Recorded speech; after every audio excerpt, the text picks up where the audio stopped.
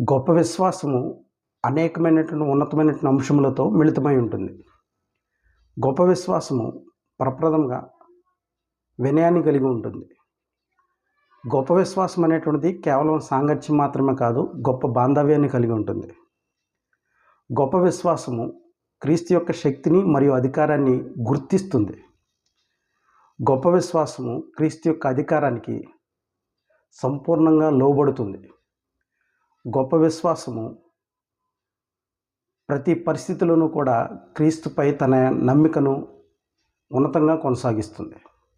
ఒకవేళ దేవుని ఎదుట గొప్ప విశ్వాసులుగా మనందరం కూడా పరిగణింపబడాలి అనే ఆలోచన ఉన్నట్లయితే ప్రప్రథమంగా ఆయన ఎదుట మనల్ని మనం తగ్గించుకుని వినయాన్ని కనపరుద్దాం. రెండవది, ఆయనతో గొప్ప బాంధవ్యాన్ని ఏర్పాటు చేసుకుందాం. మూడవది, ఆయన శక్తిని అధికారాన్ని గుర్తిద్దాం. నాలుగవది, ఆయన యొక్క అధికారానికి సంపూర్ణంగా మనం లోబడదాం. ఐదవది, ప్రతి